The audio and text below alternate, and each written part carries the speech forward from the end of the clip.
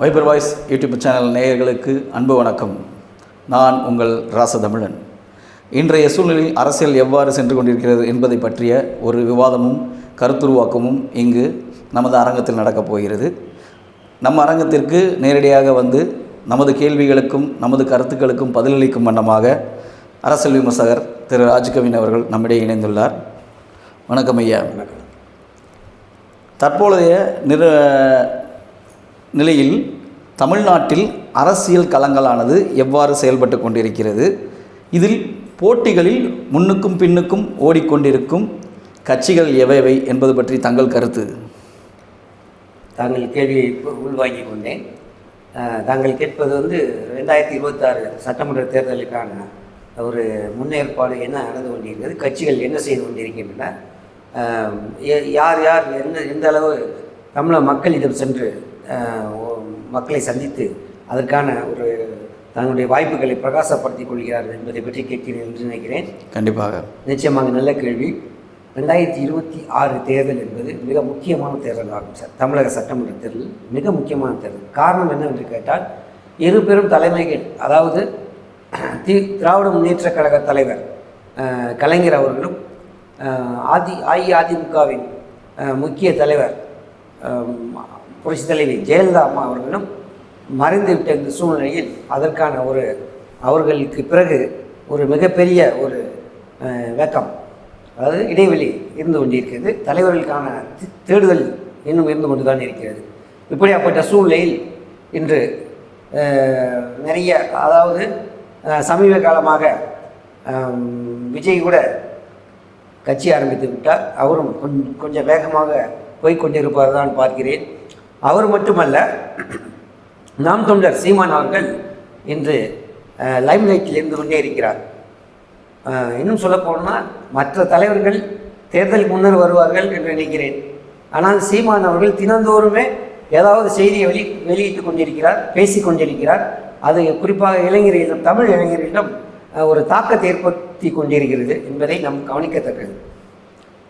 தற்பொழுது மாநில கட்சிகளை விட்டுவிட்டு ஃபுல்லாக என்ன சொன்னோம்னா, இந்திய அளவில் இருக்கும் தேசிய கட்சிகளும் இதில் போட்டிக்கு வந்து கொண்டிருக்கின்றன.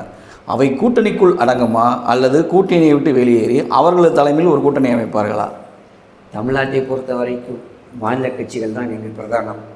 தேசிய கட்சிகளுக்கு இதற்கு முன்னரே வேலை இல்லை, இனிமேலும் இருக்க போவதில்லை.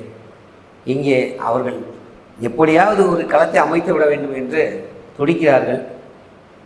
காங்கிரஸ் என்பது இந்தியாவிற்காக சுதந்திர போராட்டத்தில் கலந்து கொண்டு இந்தியா முழுவதும் மிகப்பெரிய ஒரு மிக பரந்த கட்சியாக இருந்த காலகட்டம் போய் இன்று காங்கிரஸை தவித்து கொண்டிருக்கிறது.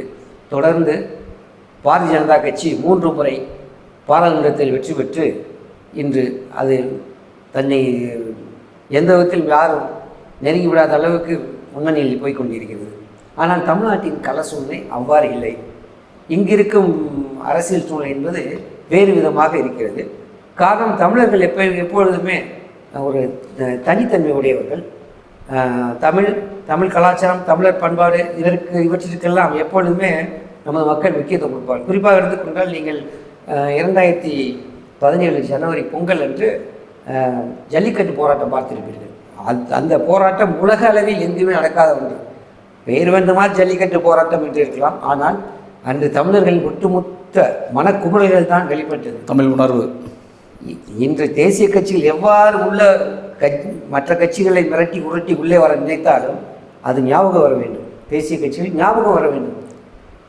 எப்படி வந்தாலும் சரி, இங்கு அந்த சூழ்நிலையை பயன்படுத்த நினைக்கிறார்கள். சூழ்நிலை அவர்களுக்கு தேசிய கட்சியில் சாதகமாக இருக்காது. தங்கள் கருத்துப்படி ஏற்றுக்கொண்டால் மாநில கட்சிகள் தான் இப்பொழுது முந்தி செல்கின்றன என்பது போல் தங்களது கருத்துக்கள் இருந்தது. ஆனாலும் புதுவிதமான கட்சிகளை ஆரம்பித்துள்ள விஜய் அவர்களது கட்சியானது ஒரு வேக வளர்ச்சியை கொண்டு செல்வது போலத்தான் இருக்கிறது. அதை பற்றியும் அதனால் ஏற்பட போகும் விளைவுகள் பற்றியும் தங்கள் கருத்து என்ன? நடிகர் விஜய் அவர்களின் கட்சி நிச்சயமாக தமிழ்நாட்டில் ஒரு அரசியல் சூழ்நிலை மாற்றத்தை உருவாக்கப் போகிறது.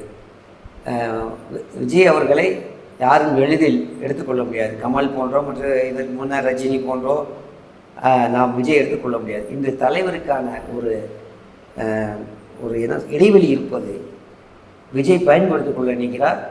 நிச்சயமாக அதற்கான வாய்ப்புகளும் உண்டு.